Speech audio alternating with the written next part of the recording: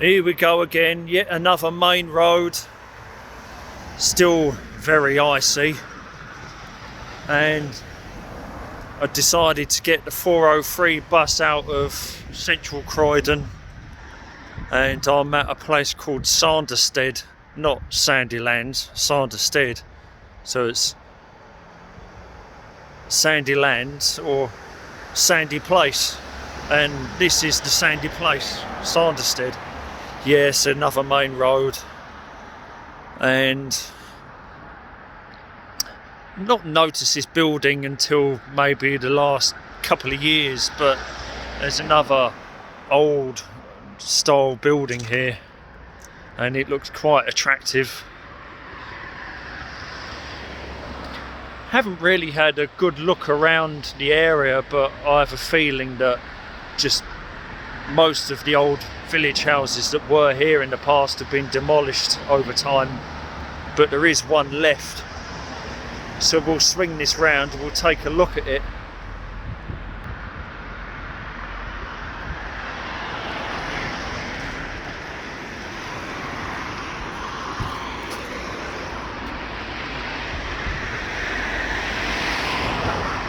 And here it is.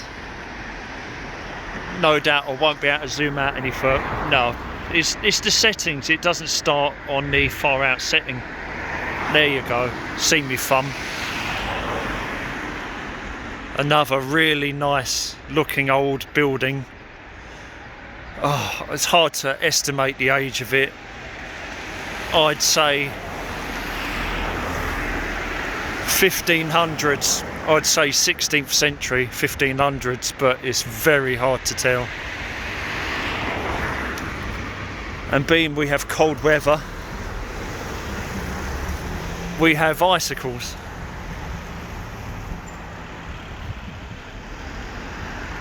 And I haven't seen icicles for quite some time. I do like icicles. They remind me of the good old days of cold and snow back in the 80s and early 90s.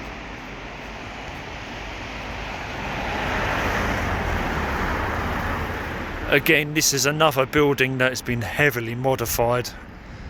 Not the front looks pretty much original, but the back has seen 2 or 3 different stages of building, and there we are.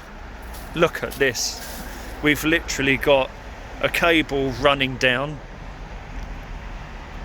from the top of the building to the bottom of the building, and it is all ice, literally all ice. The whole cable is covered in ice.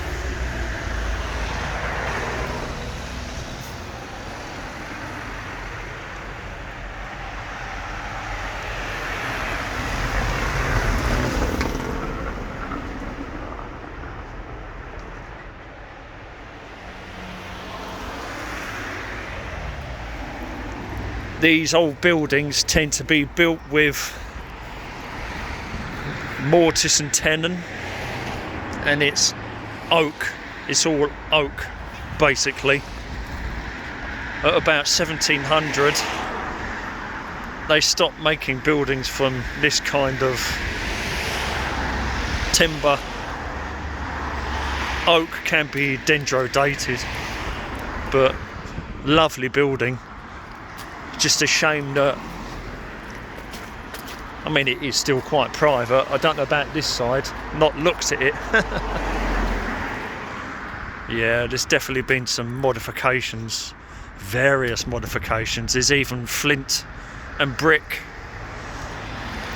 so that could be 1600s, like Addiscombe Farm we saw the other day, or even later. Nah, it's a bit blown out. But this is the town called Sanderstead, and this is looking towards Wallingham, Surrey. Lovely blue, but very cold day.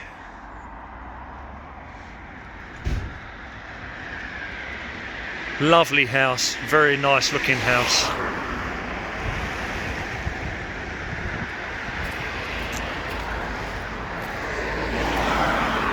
Just been into Costa, got myself something to eat, and look,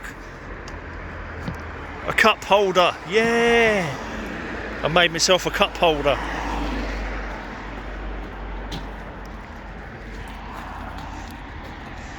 This tree here is a cherry tree, and I'm hoping it's still alive.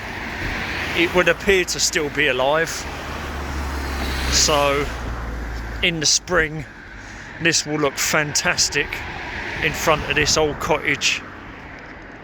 Lots of I'm sure it's a pink one, I can't remember, I think it's a pink one. Lovely, lovely cherry tree, but I'm not entirely sure what colour the blossom is on it, the sakura. It's still been very cold and it's very icy, and there's probably a better chance of slipping now, but luckily enough I do have my buggy, so I mean I have to use it now to keep balance.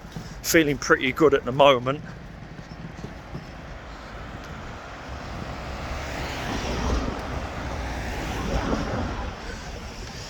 In the early 2000s, I used to do gardening jobs, private gardens, and Sanderstead was one of the places that I used to do gardens. And I had quite a few around here. I don't know, probably about 4, 5 maybe. Coffee's falling over, even though I've got a hole in there. It's still not ideal, because you've got this tiny slit in the top where the plastic stirrers used to go, but now you can't get the plastic stirrers to block the hole. So even though I've got somewhere to put it now, the froth still comes out the top, and it's doing it now, so I can't really move anywhere without my coffee going everywhere. But yeah, I used to have gardening jobs,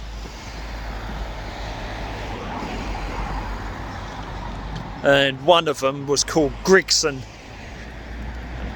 Old lady called Grigson. Whether she was actually related to the cook or not, I don't know, but we'd done that job. And then next door we'd done the house, the garden next door, and they had a dog, one of them Scottish terriers, and from the moment me and Rob arrived at the job, all this dog would do was bark endlessly and constantly, barking forever. And she literally used to have to lock it in the toilet because it would just do its nut. And this dog, Henry she called it, honestly I don't know how it didn't die from over barking, hyperventilating, or just die from barking. It was that bad, you know. You would never stop barking. It was like a constant from the time me and Rob arrived at the gardening job to when we left, and it was locked in the house. Crazy animal it was. But we had a few gardening jobs around here anyway. Like I said, I'd probably have to have a look around the area more for older buildings, but it doesn't really seem to be that many. I need to get away from this ice, it's bouncing me all over the place. Coffee's going everywhere. I'm basically walking into Sanderstead wreck now, but I think I'll end it there. I keep covering my lens. Anyway, another old cottage, still perishing cold. I've got to put my right hand away, it's freezing. Anyway, take care, till the next one, bye for now.